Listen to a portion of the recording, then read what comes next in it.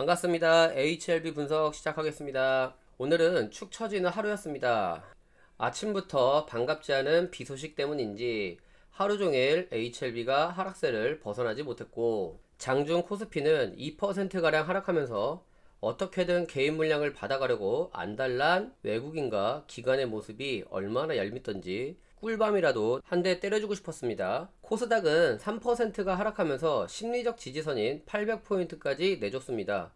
다음 지지 구간은 2020년 6월에 만들어진 매도세와 매수세가 만난 766포인트가 있으니 이 구간에서 반등이 나오는지 지켜보셔야 합니다.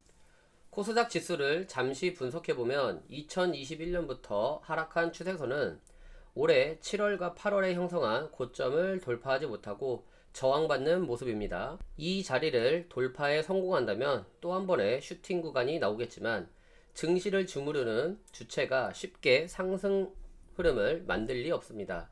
왜냐면 세력들은 개인들의 꿈을 먹고 사는 주체이기 때문에 이런 구간에서는 개인들의 희망을 꺾어줘야 됩니다. 1월부터 상승세가 이어지면서 개인들이 주식을 어디에서 사겠습니까? 밑바닥부터 주식을 사겠어요? 아니죠. 저점에서는 죽었다 깨어나도 신규 진입이 어렵습니다. 기존에 주식을 보유한 분들이나 주식의 깊이가 있으신 분들이 저점을 높이는 타점을 체크하고 추세 전환을 알리는 구간에서 투자를 진행하겠죠.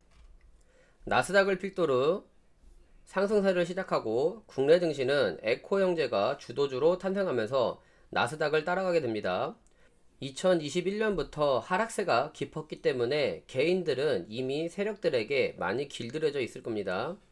증시가 하락하다 반등이 나올 때마다 와 날아간다 주식을 사자 했지만 희망을 꺾어버리고 또 한 번 저점을 다진 척 하면서 상승하니까 와 이번에 진짜 상승이네 추매하자 이렇게 했는데 또 한 번의 희망을 꺾어버리고 이런 식으로 상승과 하락을 반복하다 보니까 주가가 일정하게 상승하더라도 이게 상승장인지 추세 전환인지 구분이 안 서는 거죠. 하지만 이런 구간에서 선 하나만 그어보면 추세를 전환하는 구간을 확실하게 찾아낼 수 있습니다. 그럼 투자를 진행할 수 있고 이탈하는 흐름이 나왔을 시에는 어떻게 할 수 있습니까? 과감하게 손절하면 되는 거란 말이죠. 투자는 이렇게 명확한 기준을 가지고 해야 합니다.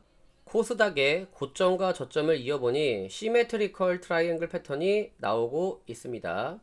이 패턴은 굉장히 희망적입니다. 고점과 저점이 수렴하면서 고점을 돌파하고 상승을 암시하는 패턴입니다. 삼각 수렴에서 상승세를 이어가려면 단 한 가지 조건을 충족해야 됩니다. 하락 추세에서 상승 추세로 전환된 저점 두 곳을 찾아 선을 그어 보겠습니다. 그럼 추세선이 하나 탄생하는데 이곳을 지지받아야 합니다. 이곳까지는 어떤 형태로든 조정이 진행되어도 되지만 추세선을 이탈한다면 정말 힘들어지는 경우의 수가 나타납니다.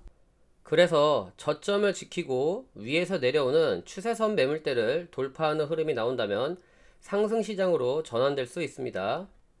그리고 고점 900포인트와 저점 760포인트 사이에 140포인트의 괴리홀이 발생하는데 이 정도는 2주 정도면 흐름을 바꿀 수 있는 상황이라 현재 시장에서 받아들여지는 악재를 어떻게 해결할 건지 아니면 악재를 무모화시킬 수 있는 새로운 호재가 출현해야 되는데 이런 흐름은 우리가 꿈에서도 예측할 수 없으니 우리가 할 수 있는 건 차트를 보고 대응책만 준비하면 됩니다. 이탈하면 손절, 돌파하면 추가 매수 뭐 이런 식으로요. 서두가 길었습니다. 코스닥에 상장된 HLB를 분석할 때 가장 중요한 지표로 활용하는 코스닥 지수 분석은 필연적이기 때문에 큰 흐름 정도는 파악하고 계셔야 됩니다. HLB 흐름을 분석해 보겠습니다. 5분봉입니다. LB는 갭 하락과 동시에 아래 꼬리를 달면서 저점을 유지하는 등 강한 모습을 보여줬습니다. 시가 부근에 형성된 지지점을 잘 지켜주는 모습이었고 주황선에 닿을 때마다 상승세가 저지당한 모습이 연출되고 있습니다. 이런 루틴에 의해 주가가 움직인다는 것을 알고 계셔야 되고요. 오늘의 포인트는 28,900원이었습니다.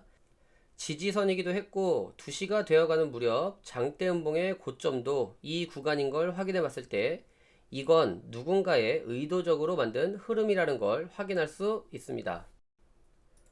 그리고 27,000원 부근에서 아래 꼬리를 달고 주가가 상승한 걸 확인할 수 있고, 이런 흐름이 만들어지면서 주황색 이평선의 기울기 값이 급격하게 하락하면서 돌파를 시도하는 등 좋은 흐름이 연출될 수 있었습니다. 60분봉을 살펴보면 최근의 고점으로 알려진 31,500원의 고점을 돌파하지 못하고 하락한 모습인데, 이 자리에 선을 하나 그어보니 12월과 1월, 2월 그리고 중간중간에 지지와 저항을 받는 모습이 여러 차례 연출되고 있습니다. 그만큼 주가 관리가 잘 된 자리라고 생각합니다. 또한 LB는 파란색 이평선에 닿으면 주가가 하락하는 모습이 지속적으로 연출되고 있습니다. 파란색 이평선만큼 중요한 선이 하나 더 있습니다. 사설에서 내려오는 주황색 이평선입니다.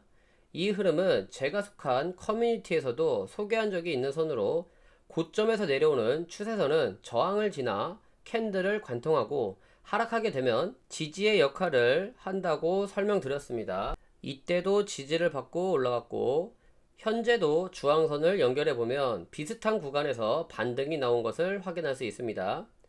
여기서 또 하나 보셔야 될 게 있습니다. 주황색 이평선 하나만 보고 반등의 근거로 삼기에는 신뢰도가 조금 부족할 수 있습니다. 그래서 수평선을 하나 그어서 지지선의 역할을 얼마나 수행했는지도 확인해 볼 수 있습니다. 사선과 수평의 지지점이 만나는 만큼 더블 체크를 할 수 있는 대목입니다. 반등 확률이 더 높겠죠. 그리고 오늘의 저점에 선을 그어 60분봉을 축소시켰더니 이 구간에서 주가가 크게 상승한 모습을 확인합니다. 이때는 2월 20일로 확인되는데, 이날이 무슨 날인지 아시겠습니까? 이때가 물적 분할이었나요? 이 이슈를 달아 상한가를 기록한 날입니다.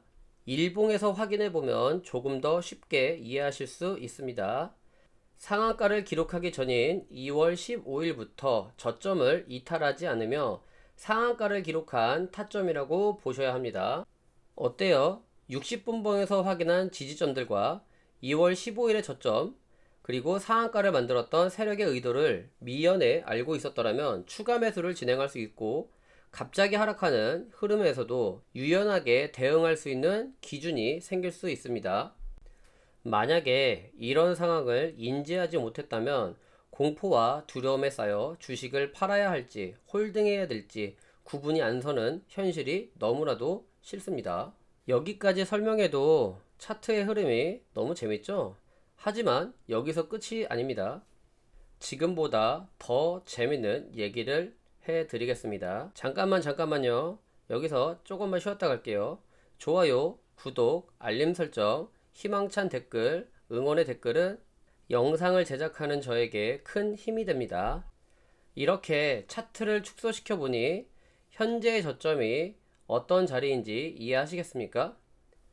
이 자리는 우리에게 극한의 공포심을 심어줬던 2021년 하한가를 기록한 216 사태의 저점입니다.